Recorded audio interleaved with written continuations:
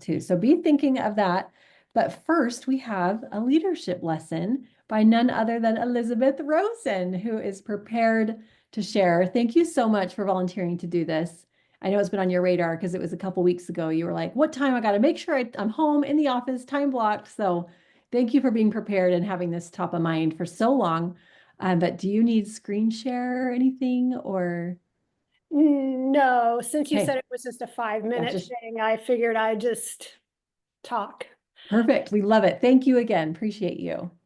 Even though I did figure out the slides last time, I was like, no, I think this time I'm just gonna do it easy. So I wanted to just talk about resilience because I think that's one of the most important things that we need to have to do this business. And I'm going to start by saying that I am like nowhere close to where I want to be in this business. It's tough, and my brain loves to entertain the idea that I do not have what it takes.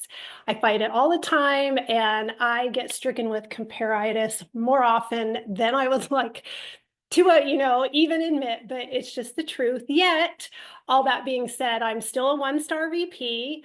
I earned the grow spot and grow like the first round that it came out. I'm getting ready to leave for my 5th PA trip, and I have earned a paycheck every single month for almost 9 years. Next month is my anniversary. So no complaints, right? But I did not achieve these things because I'm great at leadership or have mad skills in social selling or have any kind of like off the chart retention with team and customers. I would say I'm just average. But I'm not saying any of this to put myself down. I'm saying it to emphasize the importance of staying resilient and determined to make it happen. I mean, how important that is. So sometimes like I'll hear people talk about, oh, it's a numbers game.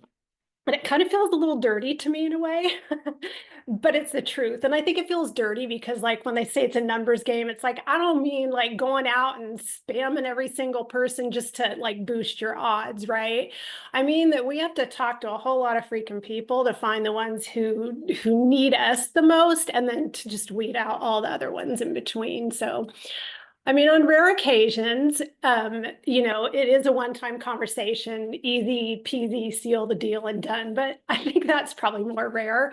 Like a couple weeks ago, I did a vendor event, and a girl who runs a rescue came over and enrolled on the spot without even like looking at any other information beyond my brief little spiel about fundraising programs for rescue. She's like, all right, how do I do it? How do I sign it up? I'm like, scan the QR code, go here, do this.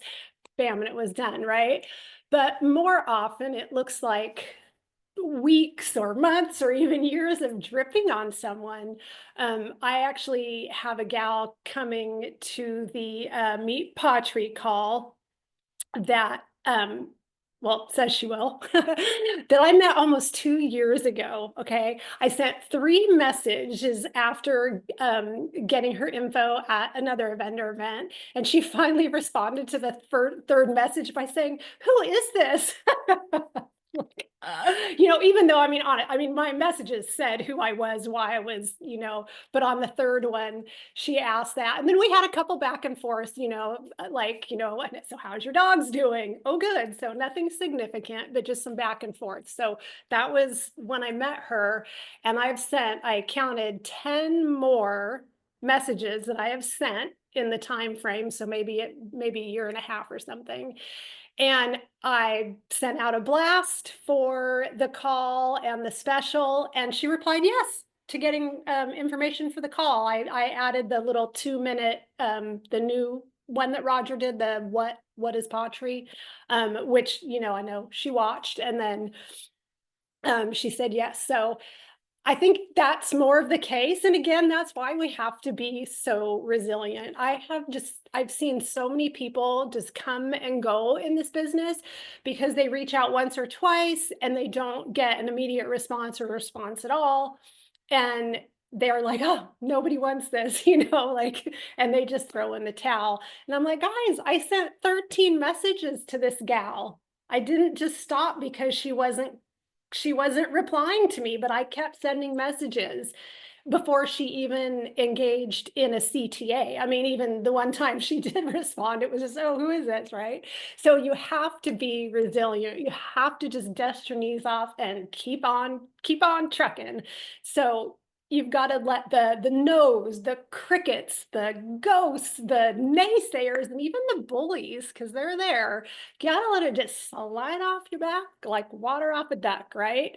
And I would say sometimes humoring myself really helps. So, like, if you get in that position where you're letting it feel personal or like rejection or like giving up, just remind yourself to stay waterproof, just look at yourself in the mirror and say quack, quack, and lighten things up and shift your energy and keep on going. Because resilience, it is the ability to bounce back from challenges, to learn from setbacks, and just to maintain a positive outlook despite the adversity, because the adversity will happen. It's not easy. I mean, life is not easy, business is not easy. So so this next part, like, I'm not really sure who to give credit to. It's something I've seen out there, and it's the 7 C's of resilience, and it's qualities that help us deal with that adversity that comes our way, and to build strength and understanding and developing this can empower us to face those challenges and be more adaptable and keep that positive mindset. So taking a quick look at the 7 C's, number one is competence, which is about having the skills and abilities to handle situations effectively, and having a feeling that you're capable in different aspects of life. So I would say kudos to everybody that shows up for these calls and keeps working on on new skills to ensure your own success, because that's what we got to do. Number two is confidence. And that's the belief in one's own abilities and the feeling of being capable of succeeding even in the face of challenges. So confidence is not a requirement, it's a result. You don't wait to feel confident before taking action. And I speak from experience because that was me in the beginning. Like, I just like, when I'm like Trisha, because I could see her show up and say, oh, she's so confident, like when she does calls, but like, I have to do this because I won't get confident by watching her. I'm going to get confident by showing up and making a mess of it and having you guys smile at me anyway, right? So don't wait to feel confident before taking action. Taking action is how you build confidence.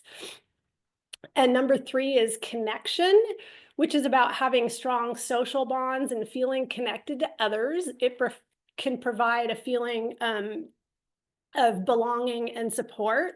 So I'll have a little plug right here. If any of you are not already registered for PawFest, I really hope that you'll make that happen, or encourage your teams to make that happen. These calls are fantastic. I love seeing everybody's faces, feeling like we're together.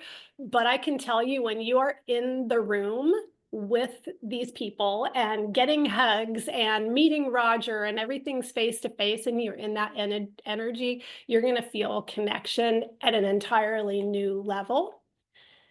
Number four is character. And that refers to having a strong moral compass and a caring attitude towards others. And again, I'm willing to bet that everybody in this room probably already has, in this room now, I'm like, I want to be in the room on the screen. I'm willing to bet everybody has that box ticked already, because you probably wouldn't be here on the call, if you didn't. So it's still something that's always growing, that we're still working on. But number five is contribution. And this is about understanding the importance of one's actions and contributions to the community, and I mean, even to the world at large. And it can foster a sense of purpose and meaning. I'm not going to lie, this is one that I have a really hard time with, because I struggle hugely with a sense of belonging and feeling like I have something of value to add. Trisha knows this about me, but that is exactly why I'm here doing this training, because it's so far out of my comfort zone. It's such a stretch for me. And it's also why I would never, ever in a million years miss a PawFest or Legacy or any conference that I could get to, because it's a skill that I need to continually keep working on. Number 6 is coping, and that involves having effective strategies and skills for dealing with stress, challenges, and setbacks that we will all be facing in business.